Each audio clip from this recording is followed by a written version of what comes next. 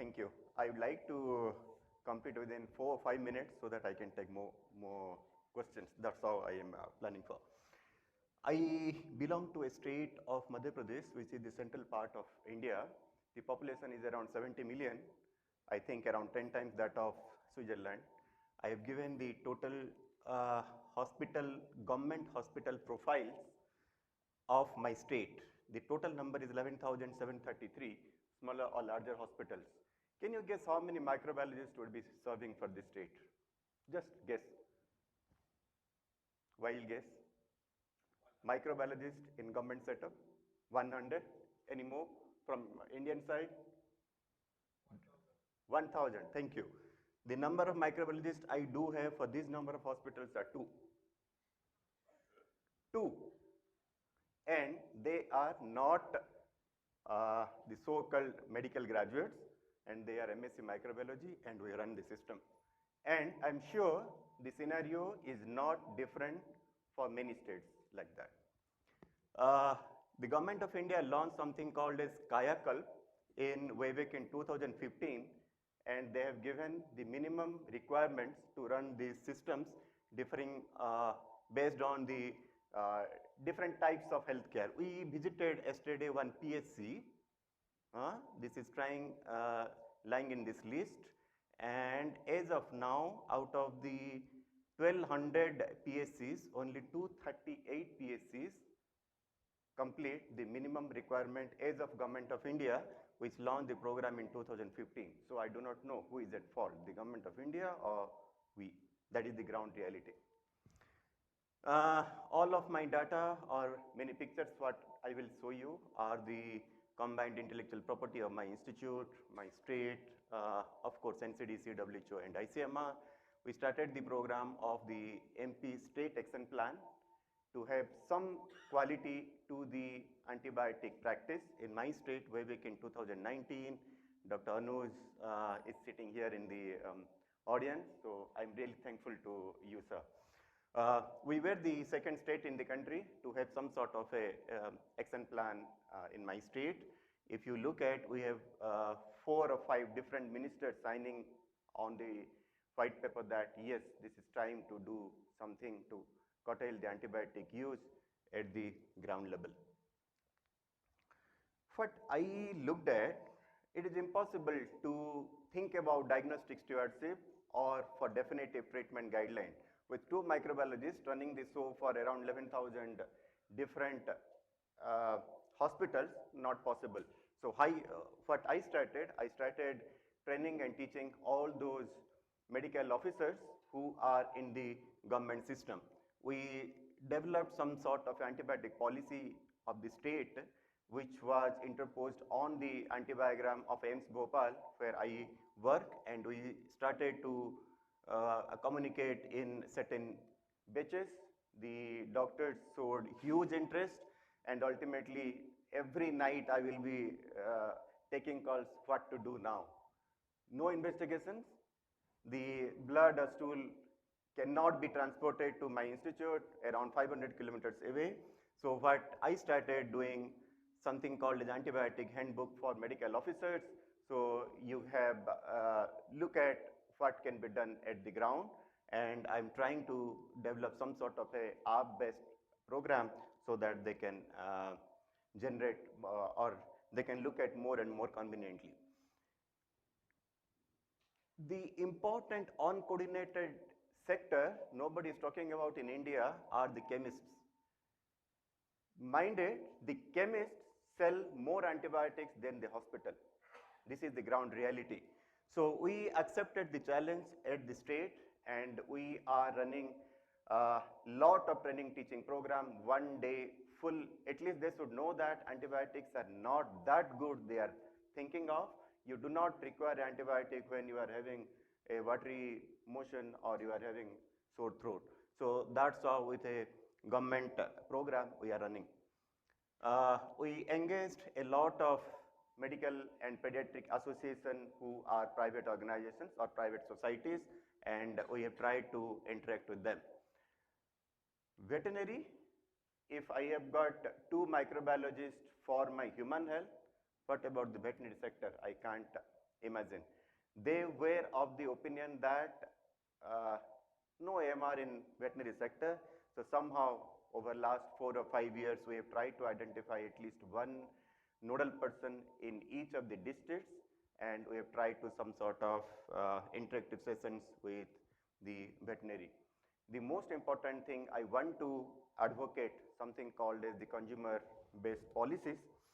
If I would like to go to a hotel and want a breakfast, I choose. Why can't the patient choose, or in a informed manner, he should have the right to know whether he has been prescribed antibiotic or not, and if so, whether this is good or bad. We started a lot of media coverage that you should be knowing about whether you are given antibiotic or not. If so, you should complete it and you should not repeat it. That's the message of the last couple of years. Private sector, I am aware that private sector in India are again, either they are tertiary care setters or extremely uncoordinated, uneducated persons lead the show in private sectors. So we started to identify the issue, and we started to identify to get some sort of ground data, what is happening in my state, in the smaller cities of my state. So we tried to identify these 2 government microbiology center and 8 or 9 private smaller nursing homes which are smaller to the which are nearer to the villages, who have microbiology facility, and these are the unpublished data of our last 2-year work about the various organisms. Projecting this data, we are trying to identify some sort of antibiogram and revise the antibiotic policy of my state. If you look at the most common organism was E. coli, about 5,000 isolates. Then of course Klebsiella, Pseudomonas, Enterobacter, Acinetobacter was not that common in the communities. If you looked at the E. coli, cholesterol, both in E. coli and Klebsiella, susceptibility hardly 25%, I mean 15% resistance. At the ground level, it looks worrisome. If you look at carbapenem resistance for E. coli, let it be meropenem, 25% resistant for E. coli and 50% for Klebsiella. At the village level, I don't know how to approach.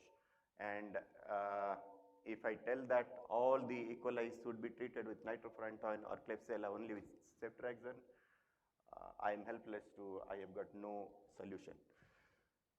I was revising my slides yesterday. What we were planning to do as a state in next 1 year, my slide was of 2022. We were planning to do certain things in 2023, and where are we at this point of time? Various information, education and communication strategies for the public and healthcare workers. We have almost completed a good amount of that. Convergence of FoodNet data of the medical colleges to generate antibiogram of my state, not possible at this point of time. We had recently a meeting with WHO, and hope so within next 1 year we will have some sort of a networking for that. Development of state antibiogram. These private smaller nursing home data has to be interposed in next 1 year at least till we have a FoodNet data. More DH culture facility. As of now, I identified there are only two districts which has got some blood culture or some sort of culture facility. State antibiotic policy, we want to revise interposing the antibiogram. Updating the state action plan, we have made certain progress. We would be updating in next 1 year or so. AMR Summit for exchange, yes, we have tried various dialogues with the key stakeholder, and I am happy that I was here and I could think about many more things to be done in my state. Challenges ahead, I think all of us know certain challenges. Many of us are part of that Indo-Swiss WhatsApp group. Why don't you think the most important challenge that we discussed over last 1.5 days and just message in that Indo-Swiss WhatsApp group so that the organizers can move forward. Think about one important AMR component challenge, and if we can mitigate that, just try to WhatsApp in that group. I think the organizers will take up a note. Please.